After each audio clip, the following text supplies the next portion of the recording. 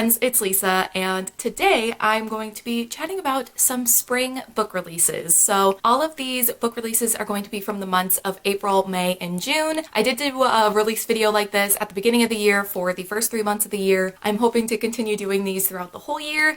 I just love talking about book releases. I don't know why. I love finding them. I love just chatting about the ones I'm the most excited about. So that's what we're going to do. I'm going to chat about some spring book releases. As always with these types of videos, I'm going to have my 2023 releases shelves from Goodreads and Storygraph linked below, so you can go and add them to your own want to read shelves. Or also, I am not going to be mentioning every single book that is on that list for me that is coming out in the spring. I'm just mentioning some of them. I think I have 11 that I'm going to be mentioning in this video, kind of the ones that I'm just the most excited about. So yes, I'll have those linked below, but now we can just get into all of the spring book releases. Okay, so the first book that I want to chat about is called Divine Royals. This is by Rebecca Ross, and this is coming out April 4th. So just the first line of this description sounds really interesting. It says, "After centuries of sleep, the gods are warring again." Like, what an introduction.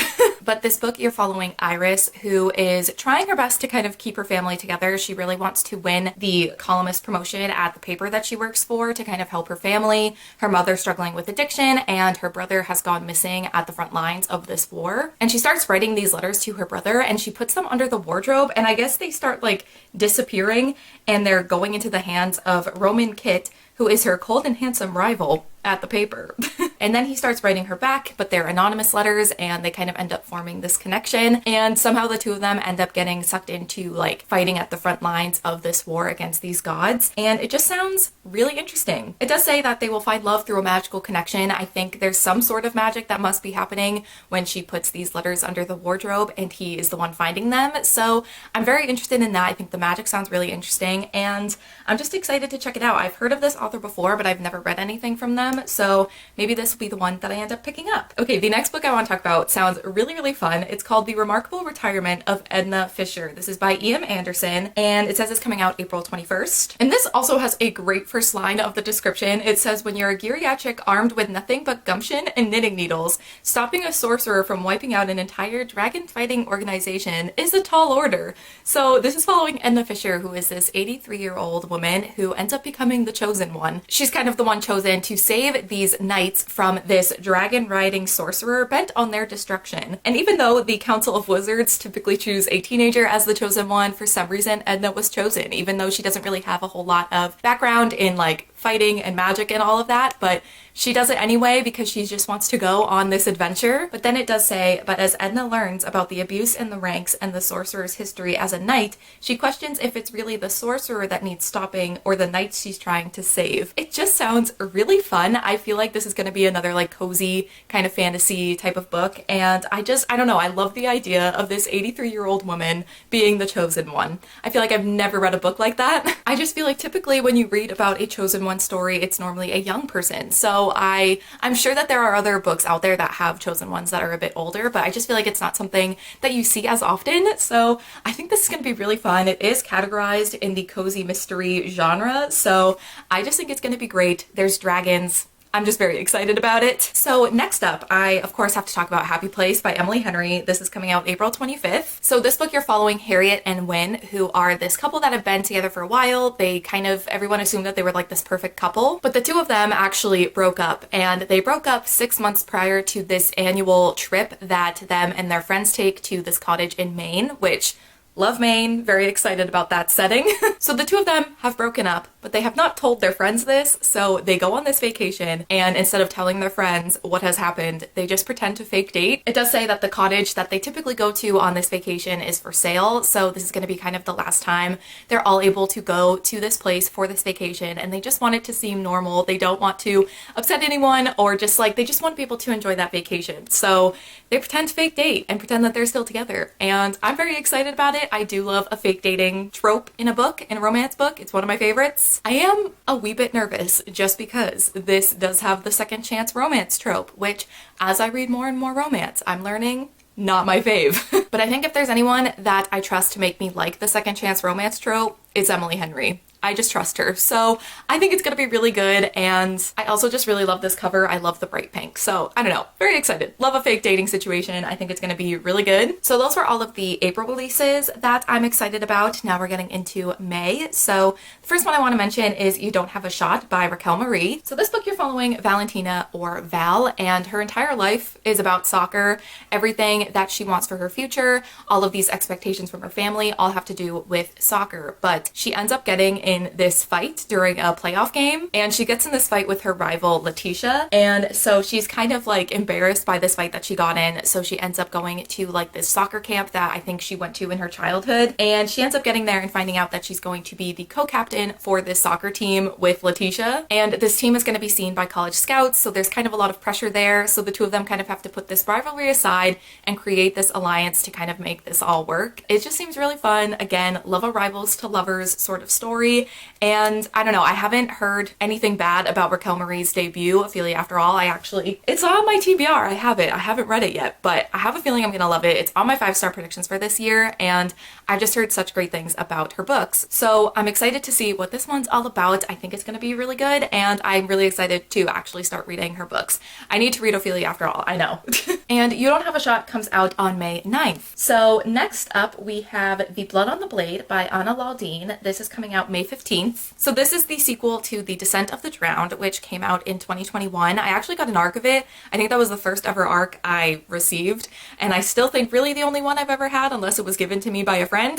But I really liked that book. It was compared to The City of Brass and An Ember in the Ashes, which made me really interested in reading it, of course. But The Blood on the Blade is the sequel, and I'm really excited it's finally coming out because it's been like 2 years since the first one came out, and I really enjoyed the first one, and I'm definitely gonna need to do a reread of this first book before reading the second one because I don't really remember a whole lot from the first one because it's just been a while. But this series, you're following Roma and Leviathan, and Roma is a sacred slave to the goddess. She's kind of a part of the lower caste, and she can't really get out of that situation. She can't really desert just because those people tend to be hunted down, and it's just a very dangerous situation if she were to try and escape. And when Roma's brother ends up being condemned to the same fate, she has to choose between silence and rebellion. And then Leviathan is the bastard son of an immortal tyrant, and he is kind of basically his father's blade. Like, he goes around and just does everything his father tells him to do. But then he ends up facing judgment from his mother's people, and they are the clans, and he must kind of confront his demons and forge his own path. And the two of them,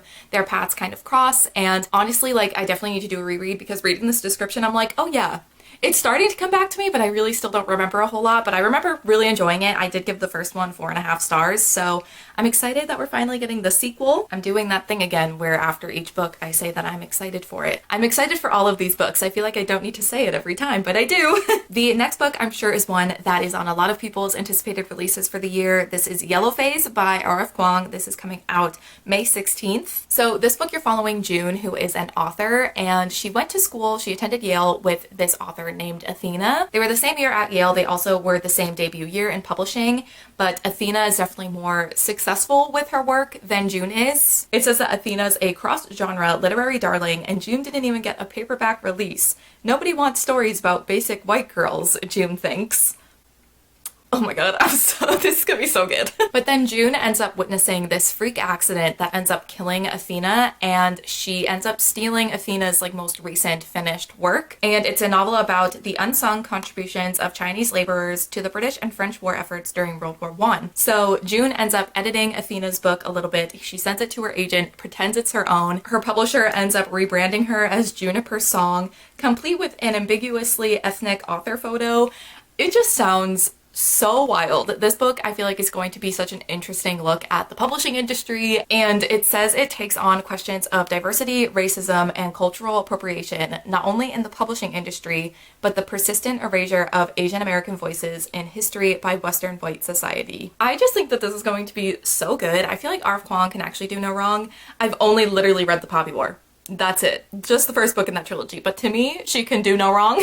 I just think it's going to be so interesting. I think it's going to shine a light on a lot of problems within the publishing industry, but like I was saying in the description, not just publishing, just like in general. I also just like reading books about books and the publishing industry and the behind the scenes of that. And I think that this is going to be a very real look at that kind of behind the scenes within the industry. So I think it's going to be really good. Next up, I want to talk about Fake Dates and Mooncakes, which is the cutest name. And it's coming out May 16th. This is by Cher Lee. And I'm not going to lie, the main reason I was interested in this book is because there's a corgi on the cover. I love corgis. I don't know behind me if you can see my little corgi stuffed animals. We're building a corgi army. I just love corgis. I think they're so cute. So of course I was excited seeing a corgi on the cover, but the actual description sounds very cute as well. It says that it's Heartstopper meets Crazy Rich Asians, which is just already like such a fun description of the book. But this is following Dylan, who wants to compete in this competition for young chefs. It's a mooncake making competition, and he wants to compete in it to get the money to help his aunt's Chinese restaurant that is kind of struggling. And then he meets Theo, who it says that he's a handsome new customer, so he kind of keeps showing up, I think, at this Chinese restaurant, and he asked Dylan to be his fake date to a wedding. So Dylan kind of gets sucked into Theo's family and the drama there, and he's kind of like, I can't be focusing on that, I need to focus on this competition and my family, but he gets swept up in it anyways, and it just seems really cute, really fun. Again, love fake dating, so this sounds really cute. And I think just like the emphasis on food within the story, but also this like competition for these teen chefs. Like, I do love reading about a competition in a book, so I think that'll be really fun. It just sounds really cute. And like I was saying, the Heartstopper meets Crazy Rich Asians comparison just sounds incredible. So I think this will be really fun. And I'm just gonna hope that the corgi makes a significant appearance in that book, because I really want to see the corgi. Okay, next up we have Magic Has No Borders. This is a short story collection, so it has a bunch of different authors and contributors to it. But this short story collection is full of like fantasy retellings of South Asian folklore and mythology, and that just sounds really great. I love a retelling. I love learning about different mythology and folklore within different cultures, so I think it's going to be really, really cool to read. And I ended up finding out about this book because I read The Very Secret Society of Irregular Witches by Sangu Mandana, and after finishing that and loving it, I went to Sangu Mandana's Goodreads page and was like, okay, what else have you written, because I want to read it. And this came up and I was like, oh, that sounds really interesting. And then not only is Sangu Mandana a part of it, I saw Sabaa Tahir's name. Sabaa Tahir is one of the authors that contributed a story to the short story collection. So of course I have to read it because Sabaa Tahir is one of my favorite authors. And there's also like a lot of authors that I've heard of. Some of them, I know of some of their books, but I don't think I've read from any of the other authors that are a part of this. I also think there's a couple of authors, it says that they're new voices selection. So I think that they might have just been picked for this particular short story collection and they may not have published anything before this. So I'm really excited to find some new authors, try out some new authors, and see if I want to read any of their other books that they've published. I think that's such a great way to discover new authors, is reading through short story collections. Plus, like I said, I just think this is going to be something that I really enjoy. The fantasy elements, the retelling elements, and also Sabaa Tahir.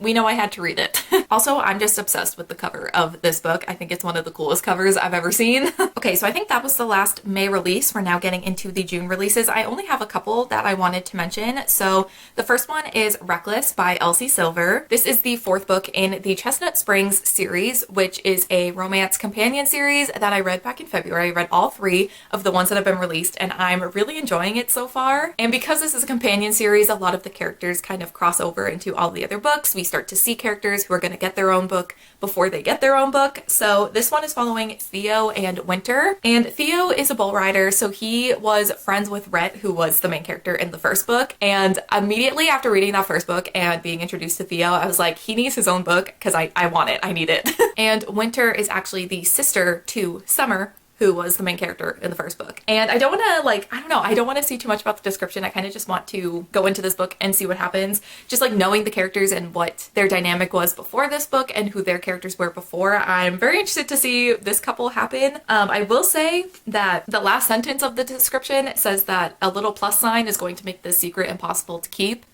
So pregnancy trope, is that going to be happening? I don't know how I feel about that, but I've really enjoyed the books in the series so far, so I trust that I will enjoy this one as well. Oh, and if I didn't say when Reckless came out, that comes out on June 9th. The next book coming out in June that I want to chat about is The First Bright Thing. This is by J.R. Dawson, and this is coming out June 13th. So the first thing that I heard about this book and what made me interested in it is it was described as the Night Circus, but sapphic, so Sounds good to me.